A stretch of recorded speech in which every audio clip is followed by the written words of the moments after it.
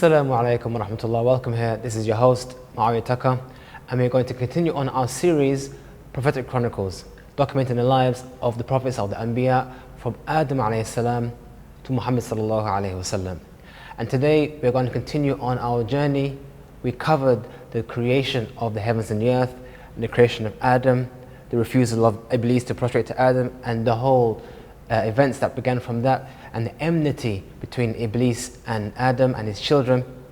We spoke about the ejection of Adam from paradise, what happened on earth, the first crime between Qabil and Habil, and we spoke about some of the sons of Adam, namely Sheeth, and also from his descendants, Idris alayhi salam. But continuing on our journey, we have a look at the early examples of mankind. We had Adam alayhi salam, who was created by Allah, was given information and taught knowledge from Allah, and he taught that knowledge onto his progeny, onto his children. He even entrusted the knowledge of education of Tawheed to his son Sheeth, who also taught his siblings and the rest of the generation about worshipping Allah alone and not worshipping anything else besides Allah, devoting yourself to the observation of Allah's commandments and His Sharia, and obeying Allah's commands. This was how mankind was, and this is how mankind began. However, as we know, Iblis made a promise. He promised that he would try to misguide as much of mankind as he possibly could. He wants as many of them to go to hellfire, and the first example of this misguidance that he managed to achieve was with Qabil, who killed his sibling or his brother Habil. But moving on, Iblis had a strategy. He had a plan. What was his plan? He wanted mankind to commit the worst of deeds, the worst sin, which is shirk. We'll explain that in a minute. So what happened was that mankind, they used to worship Allah alone, they used to pray to Allah, they used to sacrifice for Allah, they used to engage in all sorts of worship, fasting for Allah alone. And as we mentioned with Idris used to engage in so much worship that him on his own used to outnumber everyone else who was alive on a daily basis.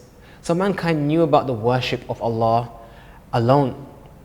And they were great people, honorable people. And no doubt some of the children of Adam at that time excelled over others.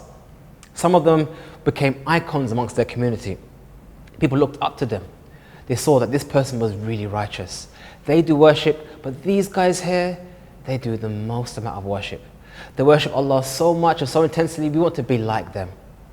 And no doubt with the children of Adam, with all of the children of Adam, there has to come a point where mankind dies, where our life expires and we are committed to the grave. So Iblis, when these righteous individuals, these icons in a society, when they passed away, Iblis whispered to mankind, "Why don't you worship them?" And mankind obviously refused. Why would we worship them? We worship Allah alone. Because they knew about the worship of the oneness of Allah, and they only wanted to engage in exactly that. So Iblis knew that that avenue was closed off to him. It was too early. So what he did is, he said, okay, why don't you make statues? Why don't you make images of these individuals, of these icons? Why? So they can remind you of the good deeds that they did. So they can inspire the next generation to be like them. Obviously you want your child to be like him. Obviously you want your daughter to be like that person. So make images and idols, well they weren't called idols, but statues of the individuals, so you can be inspired of their good deeds. And that's what they did. The intentions were right, okay, they were righteous. We want to do good deeds, and this is to remind us. You can't say anything wrong with that. However, after making these statues and after generations moved on, those who made the statues passed away themselves. The reason why these statues were made began to be forgotten, and then Iblis returned to mankind to whisper to them, to deceive them, just like he deceived our father Adam. So he went to them and went to the new generation of mankind and said to them, do you know that your forefathers, they used to seek help from these individuals, from these idols? They used to ask them to ask Allah for your du'as, for your supplications to be answered. So the people said, okay, we didn't know this, thanks for telling us. Because they forgot the original reason why these statues were made, they thought this was a good idea. We're asking the dead to ask Allah. Now they redirected their worship. Rather than speaking, making dua to Allah alone directly, they went to make dua to the dead. And Iblis would return and say to them, did you know that your forefathers actually used to worship these idols directly? Used to prostrate to them? Now we see that the shirk has crept into this ummah. So what is shirk and what is tawheed? Let's discuss that further. Tawheed is an Arabic word from the word wahada yuwahidu, which means to make something wahid, to make something one. So as you can imagine, as we mentioned, Adam was created and he worshipped Allah alone. His children were born, they were taught by Adam, and the progeny of Adam did exactly as Adam did. They worshipped Allah alone. They were upon Tawheed. They worshipped only Allah alone. And if you think about it, why would they need to worship anything else? They knew exactly where they came from. They knew exactly where mankind is going. They knew exactly that revelation came to them from their Lord. So there's no reason to worship anything else. And this was how the beginning of mankind was. So the beginning of mankind is monotheism, worshipping one God alone. But Iblis had a challenge. He wanted to make mankind worship something else, as you mentioned before. He wanted to introduce to them shirk. And shirk is from the word asharaka, yushriku, which means to make partnership. That's why if someone wants to do a business partnership, it's called a sharika, a business partnership or a company. So essentially, shirk is to worship someone else besides Allah. And tawheed is to worship Allah alone. This is the true challenge and message of all the prophets, starting with Nuh alayhi salam. So as we mentioned, that mankind was slowly transitioned from worshipping Allah alone to now worshipping others besides Allah. And Iblis did so through deception once again, by deceiving mankind that this was how the forefathers used to do. First convincing mankind to make statues, and then convincing their progeny, their offspring, that their forefathers used to worship these idols. That's how it all began. And the very first person who was sent to mankind as a messenger to call mankind back to the worship of Allah alone was Nuh alayhi salam. As Allah said in the Quran, that He sent Nuh to his people saying, worship your Lord, you have no one besides Him. And He warned them from a punishment if they do not obey Allah's command. This was the very first message sent from Nuh to his people.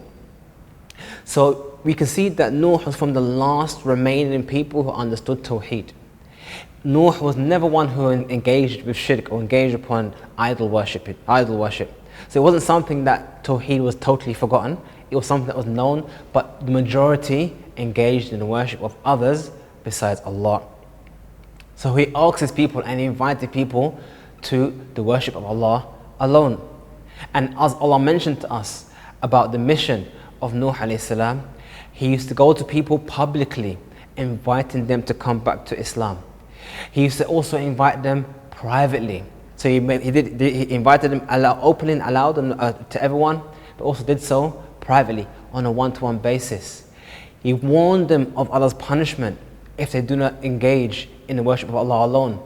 But their argument was, oh, but we know about Allah, we worship Allah, but we also worship other things.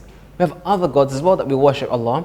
These other gods, they bring us closer to Allah. These other gods, they are intercessories or intermediaries between us and Allah. As Iblis deceived them and convinced them of that, by telling them that this is what their forefathers used to do. They used to use them as intermediaries between them and Allah. So Nuh tried his best and had patience with his people. He tried to be nice to them, tried to be harsh to them. But he got to the stage that even the people who disobeyed him, not only did they disobey Nuh alayhi salam, they even tried to teach their children disobedience to the message of al-Islam. It was even mentioned that they used to take their children to Nuh and say, see this person here? My forefathers told me about this person that he's a madman, and now I'm telling you that he's a madman, ignore him. So it became a habitual thing that generation after generation used to teach each other to ignore the message of Nuh alayhi salam. But Nuh persisted, and he persisted, and he persisted. Nuh was very patient. He was one of the most patient of the Anbiya. And it was even said in the Quran that he gave da'wah. He called the people to Islam for 1,000 years except 50, i.e. 950 years. So 950 years, the message of Islam was being pronounced. The people were called back to the worship of Allah alone, but they refused to listen. If you can imagine that for just 1 second, could you imagine giving da'wah for 5 years, for 10 years, for 50 years, for 100 years? If I said to you, you're going to tell your people to stop doing their sin, and you were doing so for 100 years, and during those 100 years, they were saying this person's mad, he's insane, doesn't know what he's talking about. You would think, how can I have patience with that? That's just 100 years. But Nuh alayhi salam did so for 950 years. So when it came to the point when Nuh made dua to Allah, he said, oh Allah, if you leave these people on this earth, there will come a day when there will be no one else left on planet earth that worships you alone. Meaning that Nuh saw that if this progeny, if these people continue, there will come a point whereby Tawheed will be obliterated. There will be no more Tawheed on planet earth, and all mankind will ever know is shirk. So he made dua to Allah, please remove these people and replace them with a nation of people who worship you alone. This was the dua from Nuh alayhi salam to Allah, wanting what was best for the next generation. He knew how much he tried with them and knew how much they were a lost cause. And that's why he made such an important dua to Allah Azza wa Jal to help mankind come back from shirk and return back to at-Tawheed. So after Nuh alayhi salam made dua to Allah to destroy the people of misguidance and the people of shirk, Allah revealed finally to Nuh alayhi salam to build a boat. He informed Nuh of what was coming, of the pending destruction for those who don't listen, and he told him to instruct him to build a boat. Now what was interesting about this was that there was no ocean nearby. So when he engaged in building and constructing this boat to save the believers, the disbelievers were in mockery. They were laughing at him. They were saying to him, why are you building a boat in the middle of the desert? What are you going to do? Are you going to drag this thing to the ocean? So not only were they making mockery and belittling his message of Tawheed, belittling the message of worshipping Allah alone, now they're belittling the warning that Allah has given them. It's belittling the safety that Allah has given to mankind. So they used to say to him, how are you going to build this boat here? What are you going to do with it? But Nuh continued. He persisted and he had patience. And he constructed a huge boat. Now this boat had to be absolutely enormous. Number one, it wasn't only to save him, it was also to save his family. It was also to save animals. Allah told him to take pairs of animals on the boat along with him whilst he saves himself. So it's not just the fact that he has to save himself. Obviously he needs to have animals that they can continue on, to have food from these animals and so on and so forth. So he had a massive, massive boat. There'd be some projections that the size of the boat, that it was huge. And he continued to construct the boat, and he did what he was instructed. Then came the moment when the boat was completed. It was finished. And then he instructed those who believed of him to board onto the boat. He instructed the people to bring on these animals in pairs to go on this boat. And then it began to rain. And he kept on telling the people, come, whoever wants to survive this event, you're welcome to come on board on the boat. And they made mockery as usual. Oh, don't worry, it's only rain, it's not a problem, it's not a big deal. But it continued, and the water fell, and the water fell, and the water fell. It rained so much that eventually now it became more serious. As Allah mentioned that even water came up from the ground. وَفَجَّرْنَا الْأَرْضُ عُيُونًا. And even the earth underneath exploded with springs and water came up. So water came from above, water came from underneath, and it caused a flood.